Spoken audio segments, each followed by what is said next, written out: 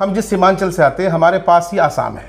जब सरकार एक कानून लेके आती है, सीए एक नाफिज हो जाने के बाद, अब आसाम के मिनिस्टर साहब जो मुख्यमंत्री हैं, उनका स्टेटमेंट आता है कि जो लोग एनआरसी के तहत बाहर गए हैं, जाहिर है सीए में मुसलमानों को तो रखा नहीं गया है, तो जो हिंदू बाहर गए हैं उनको हम अपने राज्य के अंदर लेकर आ जाएंगे, यानी उनको नागरिकता दे दी जाएगी। तो बचेंगे कौन? मुसलमान बचेंगे। इस तरह का स्टेटमेंट जब आसाम में आएगा तो यकीनी तौर पर किशनगंज की अवाम तो डरेगी ही ना सर।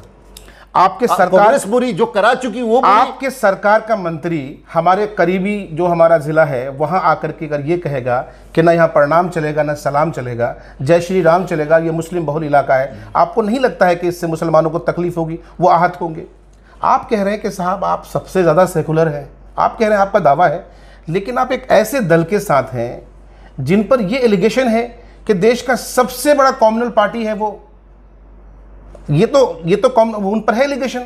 आप उनके साथ गठबंधन में हैं, आप उनसे ज़्यादा पावरफुल नहीं है। जो पावरफुल है चलेगी तो उन्हीं की ना।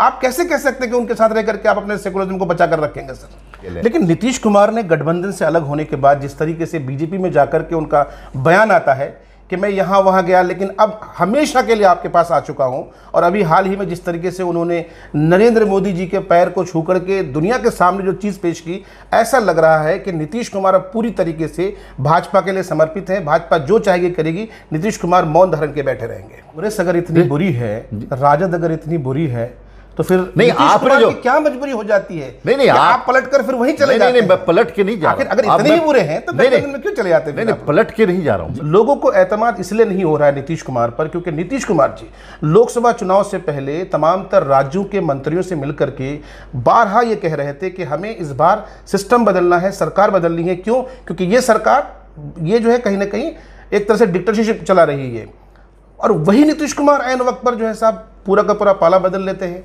उन्हीं के साथ चले जाते हैं जिनके खिलाफ जो है मुहिम छेड़ते हैं। इसलिए सीमांचल की अवाम, किशनगंज की अवाम, बिहार की अवाम उन पर एतमाद नहीं कर पा रही है। जनता को कैसे भरोसा दिलाएंगे आप जिसके साथ गठबंधन में है उन्हीं के खिलाफ लगातार किशनगंज की गलियों में जाकर के काला झंडा लगा करके मशाल के साथ जो है आप इसी मोदी की मुखालिफत कर रहे थे, भाजपा की मुखालिफत कर रहे थे, और आज उन्हीं के बैनर तले वोट मांग रहे हैं। तो लोग कंफ्यूज नहीं होगा कि हम कैसे वोट करेंगे आपको? आप कभी उनकी मुखालिफत करते हैं, कभी उनके साथ चले जाते हैं, इसलिए तो लोग कंफ्यूज हैं कि अगर यहाँ से एनडीए को मजबूत करेंगे तो यकीनी तौर पर सीएए लागू तो हो चुका है, एनआरसी के तहत मुसलमानों को डिटेंशन सेंटर में डाला जाएगा।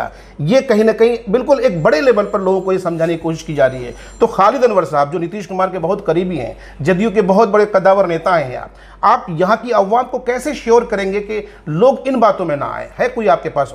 एक तरफ आप कहते हैं कि आप नीतीश कुमार जी का लगातार ये कहना होता है कि हम किशनगंज से मोहब्बत रखते हैं, इसका सबूत भी दिया कि यहाँ काम हुआ, लेकिन पलायन की जो समस्या है, इस समस्या के समाधान के लिए कोई ठोस कदम क्यों नहीं उठाया जा रहा अब तक?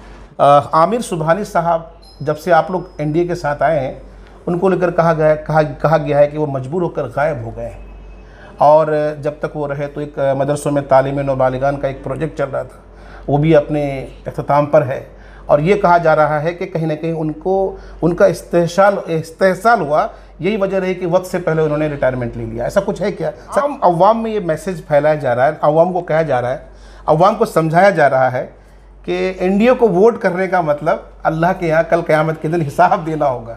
इसको क्या कहेंगे इस पर? ये ज़मीन, ये लाल किला, ये आसमान, ये कुतुब मीनार किसका है? ये बचाने की जिम्मेदारी हमारी है ना। लेकिन आप जिस दल के साथ हैं, ये जिस दल के सुना जाए आप जिस दल के साथ हैं, उनके नेता, उनके चेले चपाटे वो सुना जाए ताजमहल के नीचे जो है वो जो है साहब मूर्ति तलाश कर रहे हैं। अरे वो के अंदर हम नहीं तलाश रहे हैं, जो है साहब आप कर साथ है। लेकिन लोगों की जो दिक्कत है, लोगों को जो प्रॉब्लम है वो इस बात से है कि नीतीश कुमार, उनकी बात का कोई भरोसा नहीं है। वो दिन में कहीं होते हैं, रात में कहीं होते हैं। इस वक्त जिस गठबंधन के साथ हैं, लोगों को उनसे आपत्ति है, आपके कैंडिडेट से आपत्ति नहीं है। पूरे बिहार के अंदर, खासकर सीमांचल के अंदर उर्दू ट्रांसलेटर्स की एक समस्या है, क्योंकि उनका अभी तक जो है साहब ज्वाइनिंग लेटर नहीं हुआ है, उनको ज्वाइनिंग नहीं मिली है, बड़े परेशान हैं वो। उनको लेकर के क्या श्योरिटी है आपके पास?